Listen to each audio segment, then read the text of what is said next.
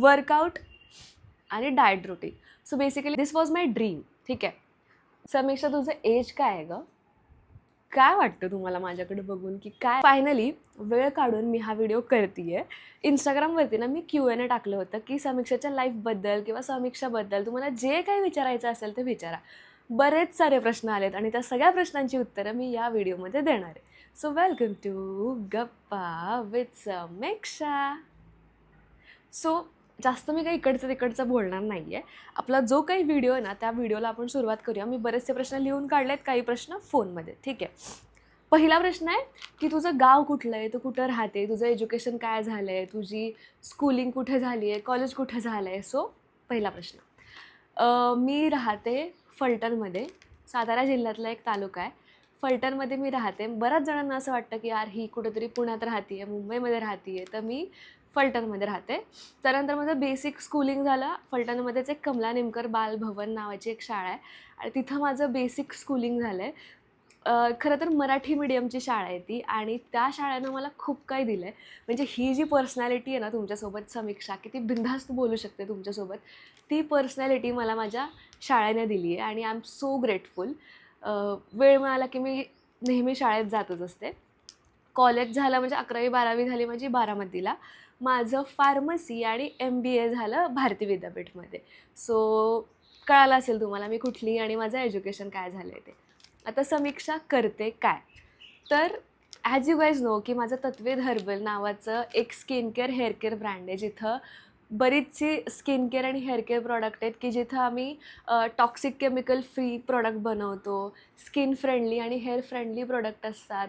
आपल्या hair care रेंजमध्ये सगळे प्रॉडक्ट जे आहेत ते सल्फेट फ्री आहेत, सिलिकॉन फ्री आहेत, पॅराबिन फ्री आहेत, की तुम्ही बिनधास्त लाँग टर्मसाठी तुमच्या केसांसाठी यूज करू शकता. स्किन केअरच्या रेंजमध्ये सुद्धा खूप सुंदर सुंदर प्रॉडक्ट आहेत की जे तुम्हाला तुमचा कॉन्फिडन्स बूस्ट करण्यासाठी हेल्प करणार आहेत. वर्कआउट आणि डाएट रुटीन. सो बेसिकली मी ना फारसं काही डाएट बिएट फॉलो नाही करत, बट एक गोष्ट मी लक्षात ठेवली आहे की मला बाहेरचं कमी खायचं आहे. जे काही आहे ते घरात बनवलेल्या गोष्टी खायच्यात. कार्बोहायड्रेट्स थोडंसं अवॉइड करते मी आणि जेवढं मला प्रोटीन जास्त खाता येईल तेवढं मी खाते आहे. सो असं काही रुटीन नाही आहे.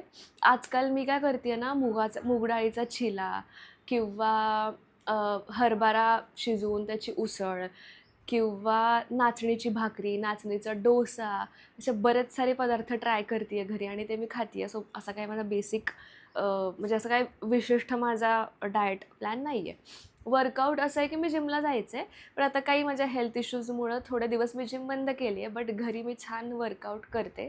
अर्धा ते पाऊण तास रोजचा छान वर्कआउट होतो. त्याच्यानंतर तू एवढी फ्री कशी राहतेस गं? आता हा प्रश्न आहे की काय आणि ह्याचं काय उत्तर देऊ मला कळत पण नाही आहे. पण माझं माझ्यावर खूप जास्त प्रेम आहे आणि मला माझी लाईफ कोणाच्या बर्डनखाली नाही जगायला आवडत. आणि त्यामुळं मी माझ्या माइंडला ट्रेन केलं आहे तसं की कुठेही जाऊ तू, म्हणजे तू घरात असशील, तू बाहेर असशील, तू फिरायला गेली असशील, तुला मस्त एन्जॉय करायची आहे लाईफ. आणि मे बी या एका थॉट प्रोसेसमुळं तुम्हाला असं वाटत असेल की मी नेहमी फ्री असते, म्हणजे फ्री माइंडनी सगळ्या गोष्टी करते. त्याच्यानंतर तू पॉझिटिव्ह कशी राहते नेहमी, हा पण एक प्रश्न आला आहे. ॲक्च्युली पॉझिटिव्ह राहण्यासाठी सुद्धा प्रॅक्टिस करणं गरजेचं असतं. निगेटिव्हिटी तर सगळीकडे भरलेली आहे. सगळेजण निगेटिव्हिटी आपल्या आयुष्यात टाकायला येत असतात, बट पॉझिटिव्हिटी आणण्यासाठी तुला एफर्ट घ्यावे लागतात. म्हणजे मी सकाळी उठल्यानंतर त्या दिवसाची, म्हणजे तो जो दिवस मला मिळाला आहे त्याचा आभार मानते किंवा मी जे आत्ता आहे आयुष्यात जे काही करते आहे त्याबद्दल मी स्वतःला थँक्यू म्हणते. आणि या सगळ्या छोट्या छोट्या गोष्टी पॉझिटिव्हिटी भरतात माझ्यात. आणि मी कधी मला वाटलं ना की मी थोडं निगेटिव्हिटीकडे चालली आहे, तर मी माझ्या जवळच्या माणसांशी बोलते आणि पुन्हा त्या ट्रॅकवरती परत येते. त्यानंतर ॲक्टिव्ह फ्रेश कसं राहता येतं, हा एक प्रश्न आहे की तू नेहमी ॲक्टिव्ह आणि फ्रेश कशी राहते. सो असं काही नाही आहे.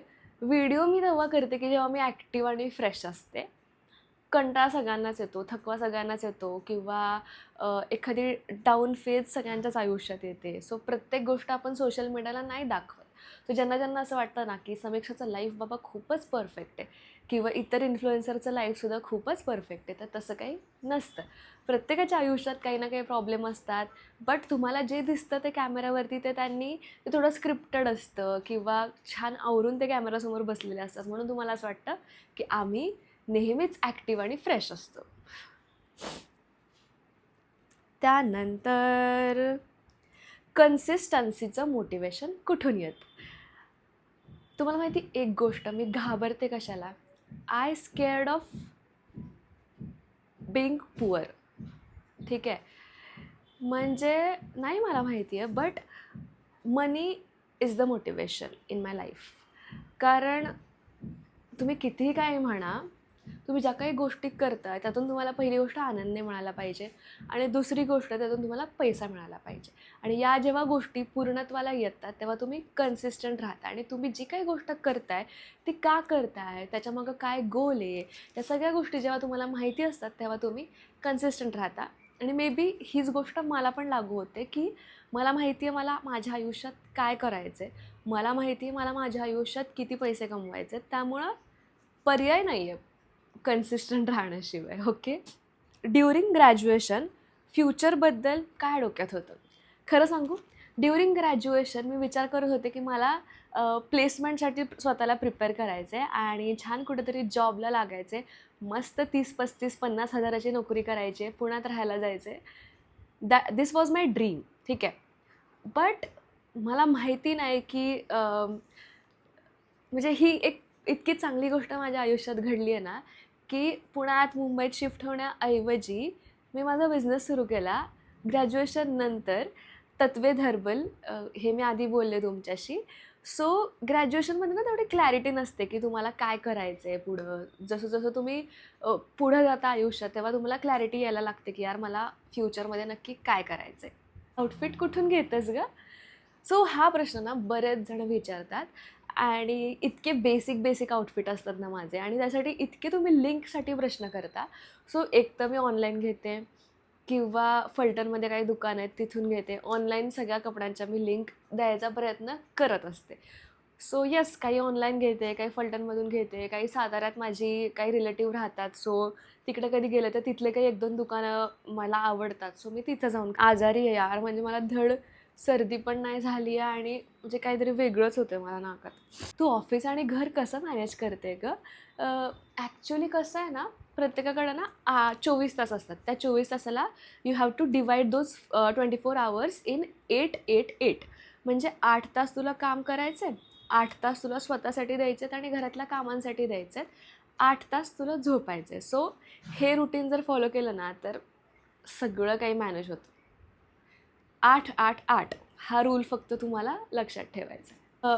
हा एक प्रश्न ना इतक्या जणांनी विचारला आहे ना, तुझी लव्ह स्टोरी सांग गं.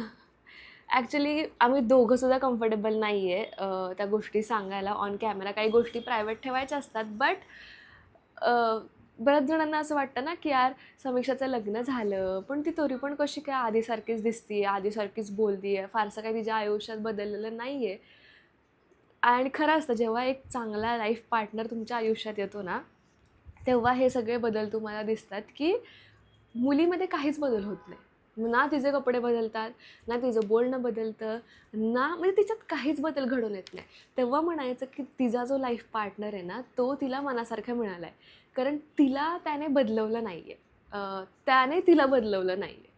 कारण बऱ्याच ठिकाणी असं होतं ना की लग्न झालं की मुलीला बदलावं लागतं. मग तो बदल दिसतो बोलण्यात, तो बदल दिसतो कपड्यांमध्ये.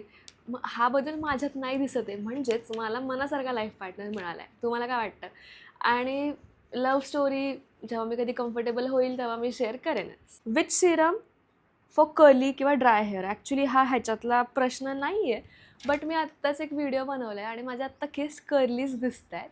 सो हे ना हेअर जेल आहे, तत्वे हर्बलचं हिबिस्कस हेअर पोशन. ऑलमोस्ट आत्ताच लावून मी संपवलं आहे.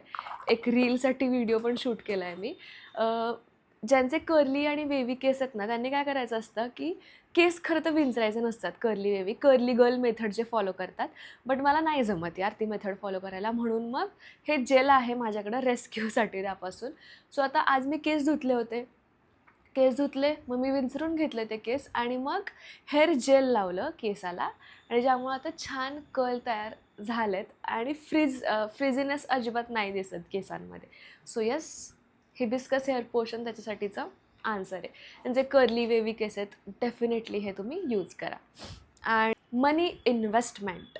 सो आत्तापर्यंत ना मी इन्व्हेस्टमेंट छोट्या मोठ्या करते, बट आत्ता कुठं ना मी शिकायला लागली आहे की नक्की मनी मॅनेजमेंट कसं करायचं असतं आणि हळूहळू मी एक पाऊल टाकत चालली आहे. मग म्हणजे मी तुम्हाला आत्ता नाही सांगणार आहे कारण मलाच त्याबद्दल फारसं डीपमध्ये नॉलेज नाही आहे. मी सुद्धा एक म्हणजे नाही का ट्रायल आणि एरर बेसिसवरती सगळ्या गोष्टी करते आहे, फक्त रिस्क नाही आहे तिथे. सो हळूहळू मी इन्व्हेस्टमेंट चालू केली आहे. थोडं मला त्याच्याबद्दल नॉलेज आलं ना की मी तुम्हाला पण शेअर करेन की काय कसं आपले पैसे इन्व्हेस्ट करायचे असतात. एक महत्त्वाचा प्रश्न राहिला, समीक्षा तुझं एज काय आहे गं? काय वाटतं तुम्हाला माझ्याकडे बघून की काय असेल माझं एज? 20, 22, 25, 30 काय असेल? सो माझा जन्म झाला आहे 1999 मार्च 1999. माझा बर्थडे पण जवळ आला आहे. सो बघा आता किती वर्षाची आहे मी. अजून एक प्रश्न सारखा येतो की यार तू तुझं डेली रुटीन सांग ना, किंवा समीक्षाताई तू तुझं डेली व्लॉग टाकत जा ना. आयुष्यात असं काही घडतच नाही की मी रोज उठून व्लॉग करेन. ठीक आहे, रोजचं रुटीन ठरलेलं असतं. सकाळी उठायचं, सगळं घरातलं छान आवरायचं, आवरून थोडंसं काम करायचं, ऑफिसला जायचं. जवळजवळ 7-8 तास मी ऑफिसमध्ये असते. तत्वे हर्बलची तिथं सगळी कामं होतात. घरी यायचं, आवरायचं, घरातलं आवरायचं आणि झोपायचं. त्यातला काही वेळ स्वतःसाठी काढायचा, मग त्यात पुस्तक वाचायचं, एखादी सिरीज बघायची आणि ही माझी रोजची लाईफ आहे. तर ह्याच्यात मी तुम्हाला काय टाकू, काय सांगू रोज सांगा बरं? की आज मी हे केलं, आज मी ते केलं. काहीतरी नवीन घडलं पाहिजे ना व्लॉग करण्यासाठी. मला आलेल्या सगळ्या प्रश्नांची उत्तरं द्यायचा मी प्रयत्न केला आहे. अजूनसुद्धा तुम्हाला असं वाटतं की काही प्रश्न राहिलेत तर कमेंट करा, तिथं मी रिप्लाय करेन तुमच्या सगळ्या प्रश्नांचं. आणि आठवड्यातून एकदा मी यूट्यूब व्हिडिओ टाकत असते. तुम्हाला असं वाटत असेल ना की नेक्स्ट व्हिडिओ मी या विषयावर करावा, तर ते सुद्धा कमेंट करा. तुमचे काही इतर प्रश्न असतील ते सुद्धा कमेंट करा, मी सगळ्यांना रिप्लाय करेन. आणि समीक्षाच्या यूट्यूब चॅनलला अजून सबस्क्राईब केलं नसेल तर पटकन जावा आणि सबस्क्राईब करून टाका. बाय.